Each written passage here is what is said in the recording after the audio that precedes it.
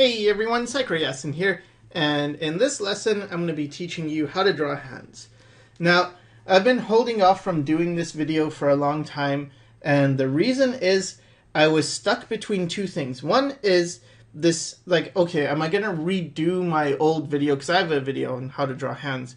Am I just going to redo that with my voice? Because before I wasn't talking, I think. Or am I going to teach you how I actually go about drawing hands, which is very different because it doesn't really... Okay, so I taught before something about guidelines. You have, I don't know, you have the palm, and then you duplicate this distance roughly to get the fingers, and you have this curve, and then you can get the thumb out. And I don't know, there's a lot more measurements, but this isn't actually how I draw hands, and it's bothered me for a while. Like, am I supposed to teach the way I do things or the way that I suppose it's taught elsewhere? And eventually I realized I should just teach you the way I do it, and it's gonna be most likely more difficult, but I hope it helps more also. Okay, so the first thing I have to say is that drawing hands is not easy. And if you think it's gonna be easy, you're probably gonna be disappointed. Because it's not, and it's the same as drawing faces. It's not that easy. And sometimes people will say, oh, I'm good at it, but maybe drawing faces, it's easier than hands in some ways. I mean, I've been told it's harder. But it's not easy. And the first thing I recommend doing is a lot of drawing from life, because this is what helped me a lot. So, you have a hand. If you're right-handed, use your left hand. If you're left-handed, use your right hand. Just pose it. So that's what I'm doing right now. And then I see the basic pose. And I don't know, I did this, and this is hard. Obviously, it's not, that's what I said. It's hard. It's going to be hard. But doing this a lot sort of helps in terms of just getting your brain used to drawing a hand. But it's not really... when I did this, it helped a bit, but it didn't help a ton. And what started helping me a lot more is when I actually didn't use reference too much, and I didn't use drawing from life too much. I would use it to check, but it was more just treating... or learning certain tips, I guess. And I want to share those with you. So the first thing I did was I stopped thinking of the hand with fingers. I would instead think of it like this shape. Something like that. Not exactly, you don't have to be exact. You could do this and it's the same basic thing, but it's more of, even something like this, more of a mitten shape where the fingers are one... They're all encased in like a mitten. And when I draw, I tend to... Well, here's one important thing as well. It's when you draw the thumb side, the wrist sort of comes out like that, right? It's not in the, let's say this is a hand. It's not going to be like this, It's not split evenly where there's equal space on this side and this side. There's more space on...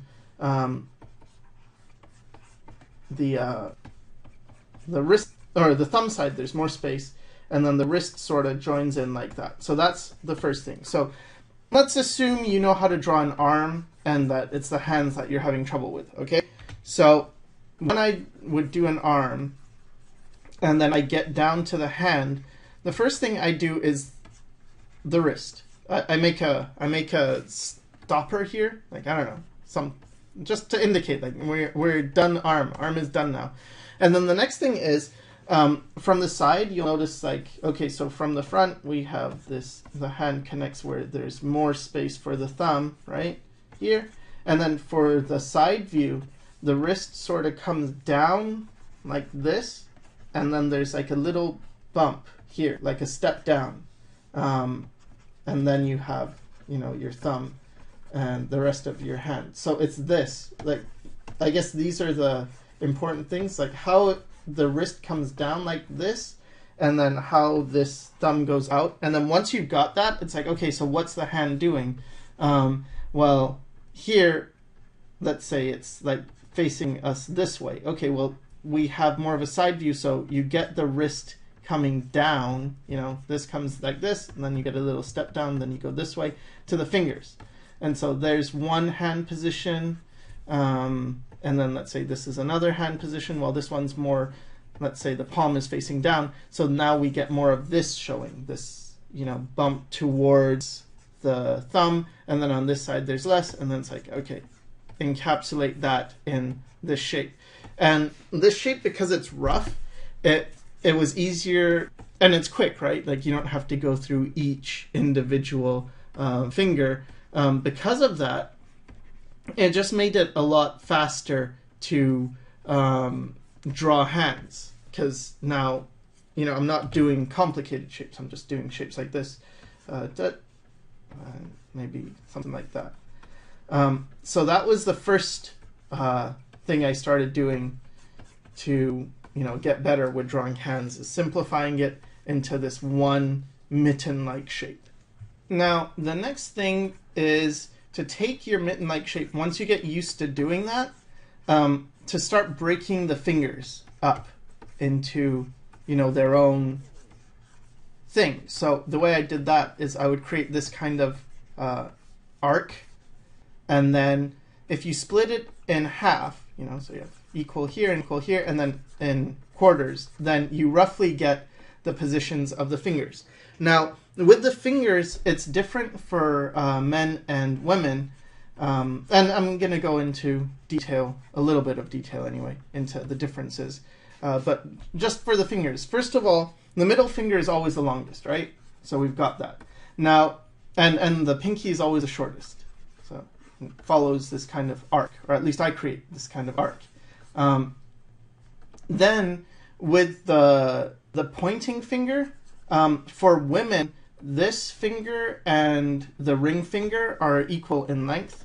And for men, the ring finger is a bit longer. And the longer it is determines the testosterone, I think. I heard that somewhere. Like the more testosterone you have, the more difference you have between this one and this one. So that's a thing. But anyway, so that's it. And that's like the next step is, okay, divide this and get your fingers. And roughly it's about, okay, so if you flip your hand over, like, okay, I guess this is not the nail side, so let's just put some indications of thing like that. Okay, so that's the palm side, and this is going to be the back of the hand side. So the next thing you do, or no, sorry, what was I talking about? So the fingers are roughly half on the palm, not the palm, the opposite, the top hand. What do you call it? The reverse palm. So in the reverse palm, no, the backhand. The backhand. This finger part is about the same as this hand part. So that's kind of easy. And then for this, it's not. There's more finger than there is. Wait, is that right? No, it's the other way around. Yeah, there's more this thing. There's more of this than there is of this. And in this one, they're about equal. So that's how I think about it. But I don't spend too much time, like even with this, you'll notice when I draw hands, I keep fixing it. And that's kind of the thing I've been trying to figure out how to explain, is how to explain that you're going to be, or at least for me, I don't just create a good hand right away, or rather, it's been a lot of this correcting thing until it looks right. Like, draw it until it looks right. And because of that, you know, I've practiced a bunch of hands, but I'm not able to just give you a simple formula. But this actually helped me a lot more than when I was looking at guidelines and stuff. Because when I was looking at guidelines, they tend to show you, you know, one hand in one position. But it's like, well, what if I want to draw a hand in a different position? Maybe something like this, right? It's like, well, how does that work? And I'm also not constantly, but I will reference my own hand. Like, oh yeah, how does it work? What what actually goes on. You know, see like that. Like, oh, does it look better to have this as a curve or as a straight line? Oh, I think it looks better to have it as a straight line. Oh, remember this is coming towards us. So, okay, so this comes in and this comes more towards us. And then you have the nail, but the nail is going to be it's going to be foreshortened as well. So it's going to be maybe something like that. And this is coming around like that. You know, stuff like just, I don't think it's not just practice, because that would be oversimplifying it. It's not just practice. There's stuff like the stuff I'm telling you right now that you can learn. But the most important part is the practice.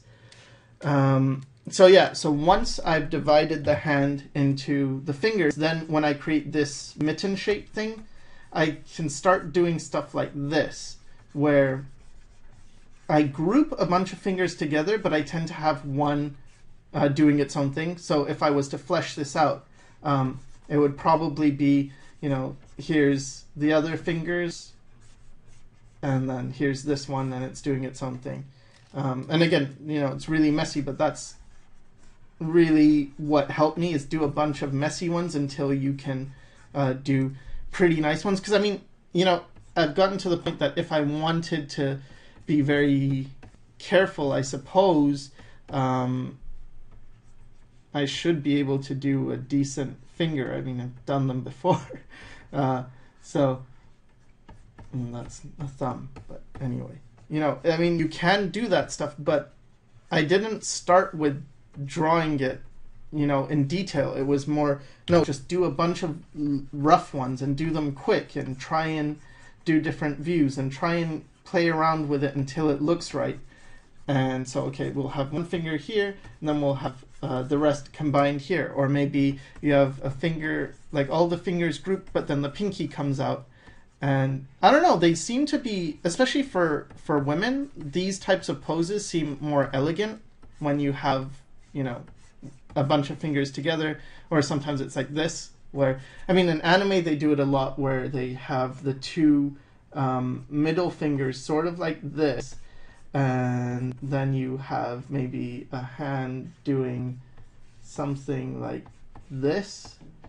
I mean, not in this pose, but this, like how these two are separate, and this one is two fingers combined, and then something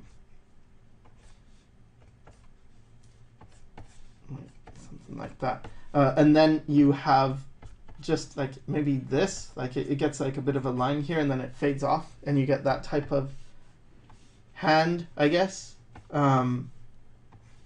Oh, and real quick, let me go over the lines in the hand. So if you look at a palm, you've got some lines, and I guess it's different for people because otherwise palm readers wouldn't have a job. But I just use my own hand, and when I was doing the How to Draw Feet tutorial, I said, you know, you can look at your own feet, and that's the same thing. Basically, the way I see it on my hand is like this. Okay, I have, let me do it in a different color. I have a line going like this, and then a line going like this. And this is sort of the thumb one. Like I think of it, there's a thumb one, and it does this, and it does this. And then there's the pinky side one, and it's like, okay, so let's say this is this finger, this is this finger, this is this finger. And again, I'm just dividing it into quadrants, or not quadrants, fourths. Then there's this one that comes from the pinky side, and it points towards this one right here. So that's kind of the shape. The two big creases I get are this, I'm not including this, just this and this. And so, I don't know, it's like that. So yeah, there's those. And then you also get, you know, little creases between here. And you get creases all where the knuckles go. That's a big thumb. So again, it's all about mileage with hands for me anyway. It's all been about mileage. I draw a bunch. And when I do stick figures, or not stick figures, but even figures in general, and I do sketches, something I tend to do is something like sort of like this anyway. Get my figure in, and then get the arms and get hair or whatever. It's like, okay, you've got your rough figure. What I always try to remember to do, and I don't always remember it, but I try to remember it, is to include the hands. Like, don't just leave your figure with hands hidden or hands not included. And so I will draw, like, okay, so first of all, you got to think in terms of what is the forearm doing, because the forearm determines what the hand is doing. Like, if your palm is up, for instance, right? Let's say this is the body and this is the shoulder, right? If you have your hand facing palm up, you get something like this, where, sorry, I'm drawing in my weird style with the crazy proportions. I'll try to minimize that as much as possible.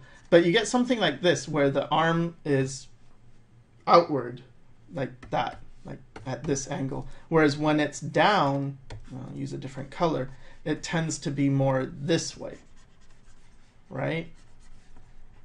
And then, so this is palm side up, and this is palm side down. You'll notice the hand actually, you know, all of this is now this way, like that. And the thing that's important is to realize, like, your hand doesn't just move by itself. Like, you cannot twist your hand and only your hand moves. It's not, it's kind of like, you know, twisting your head doesn't turn without the neck being involved. And the hand doesn't turn without the entire forearm being involved. So you have to consider them together, the hand and the forearm, as one thing.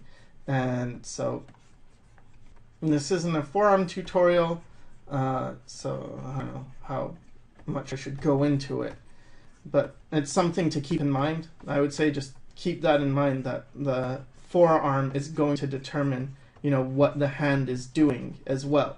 So you've got to keep these, you know, both in mind, the forearm and the hand.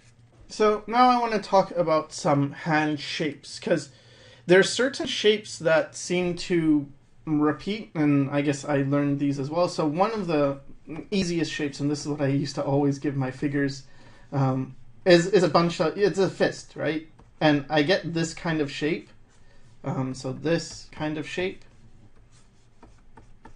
kind of like the palm side down, but then instead of having the fingers coming out, like whatever, I just do this, and I do this, and something like that. Like, I don't know how to describe it, but it's just sort of like that. And then this is the knuckle, here's another knuckle, and I mean, simplified, it's something like this. And I don't know if it's good or bad to be saying this, but I sort of just do that a lot, and after a while it's a little bit like the side of the face, when you do like a lot of people learn the side of the face sort of as a formula, and I kind of did too, where you could do just this shape, and it's like, okay, and then you get the mouth, you get the nostril, you get the side of the eye and whatever, but really you just memorize this shape, and for the fist I sort of have that, where it's like, oh, you just sort of memorize this shape, and even if you get it a bit off, God, I feel really bad for saying it, but it still looks okay. But anyway, yeah, so there's that. That's like one shape that I think of. Other shapes are, oh, okay, what if the fist is coming towards you? I think of it sort of like this. Like there's this kind of thing, you could say, and then you've got your thumb here, and your thumb goes to the second finger, like this one, and then you've got your knuckles like this. But if you just do it this way, it feels very boring to me. Like, this feels like a very boring fist. Instead, what I try and do is this. Like, if you really tighten, okay, is this, and I'm not even showing you. If you really tighten your fist, what happens is you get more of this angle, where it's more like this. and you have these, the fingers sort of curve a little bit like this, and it makes it just feel a lot more dynamic.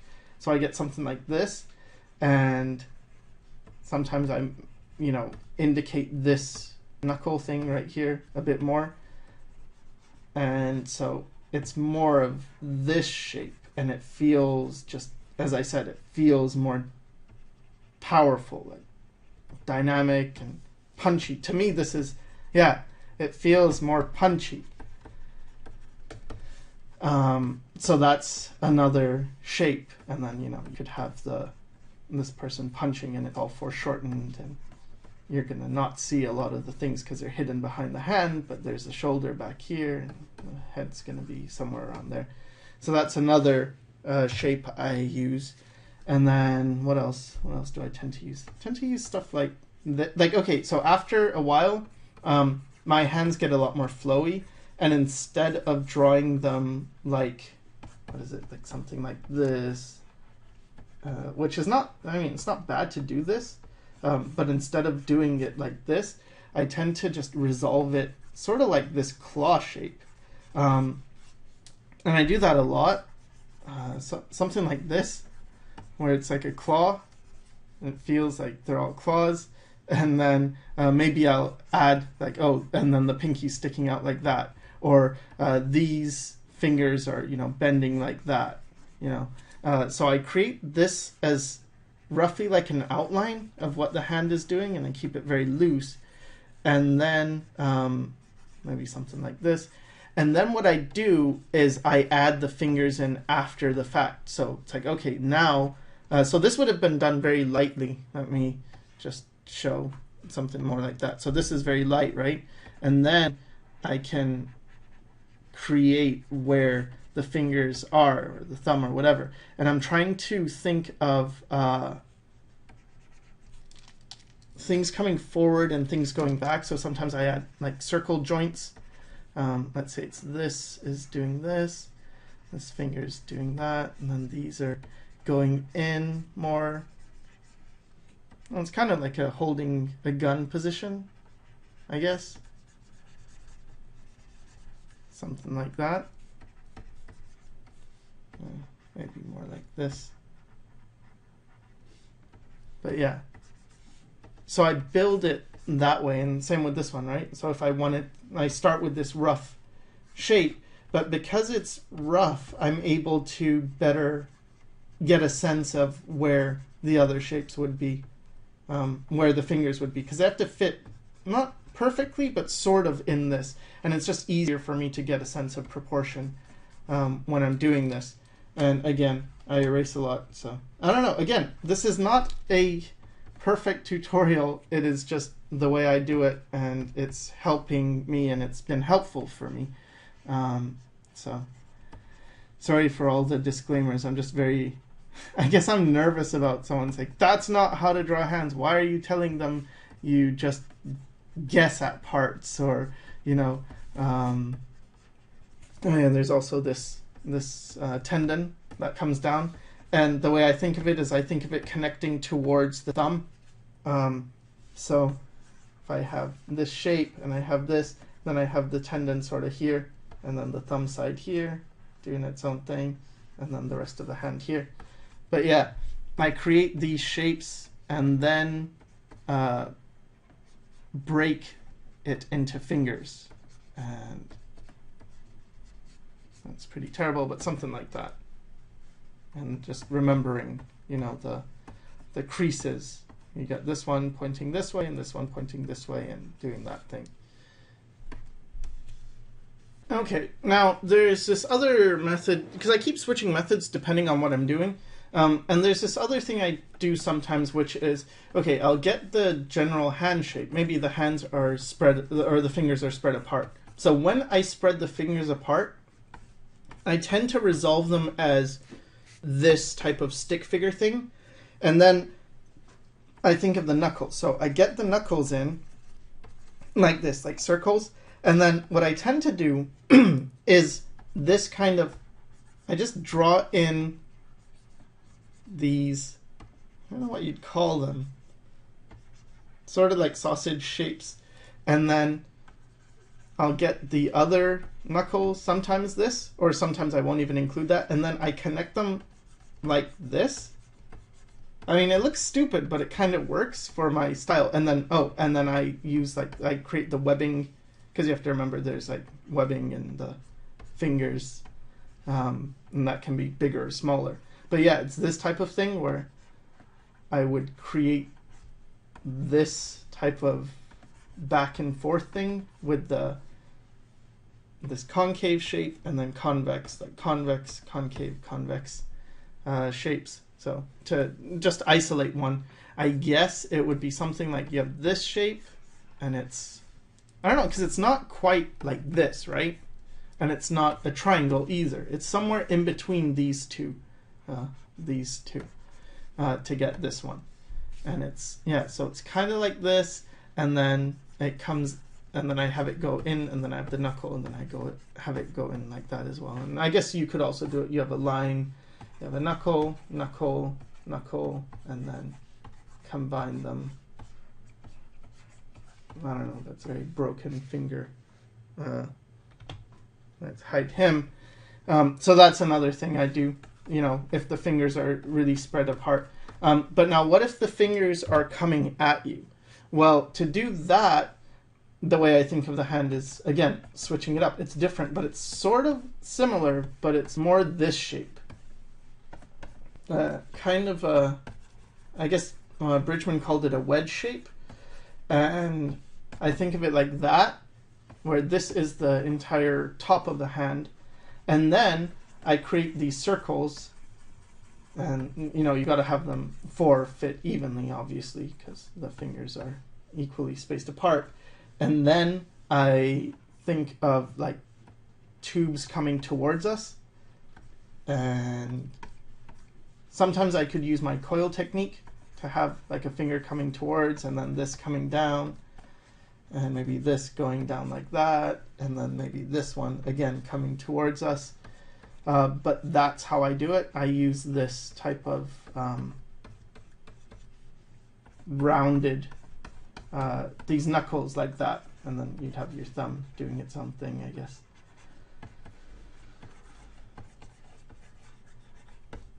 But something like that.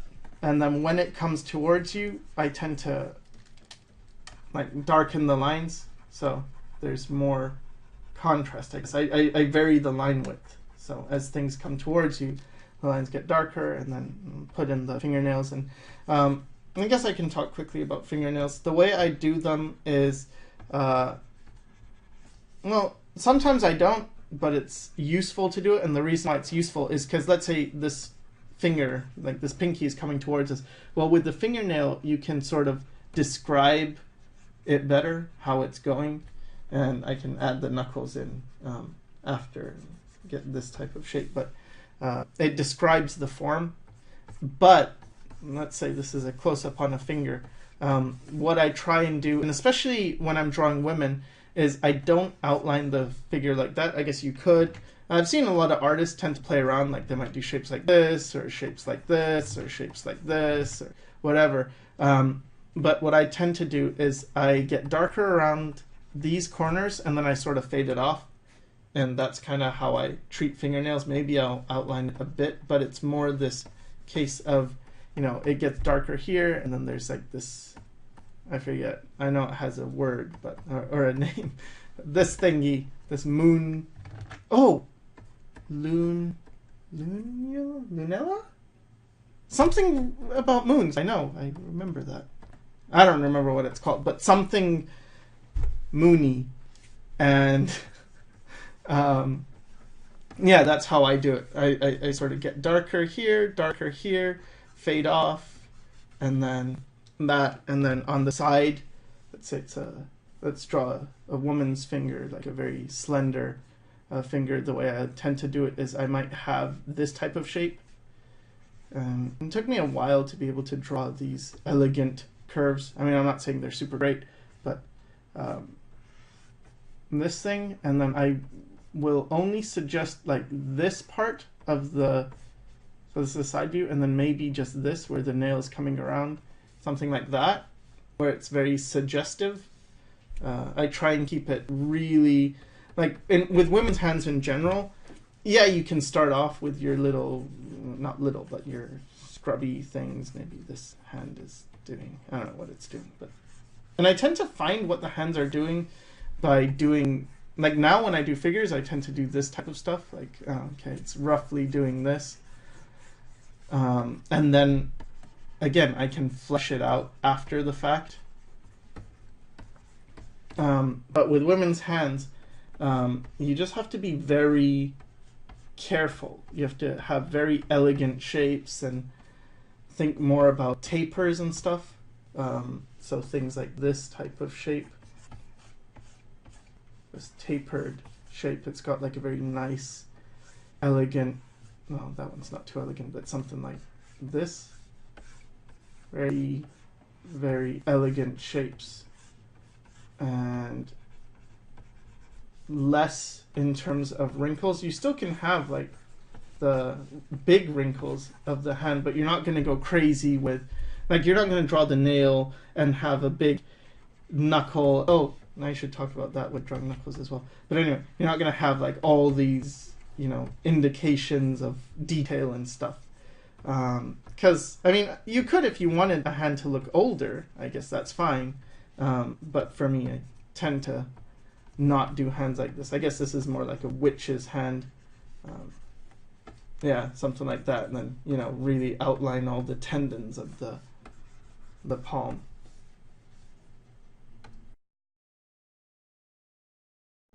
So I was going to show you this method that I learned from comic book artists. I saw Alvin Lee does this. I think, I forget who else does it, but it's turning the hand into, like, reducing it into this type of shape, with the knuckles sort of like a bone shape. You do this kind of thing, and then, I don't know, like, here's where the knuckles would be, and here's where the nail would be,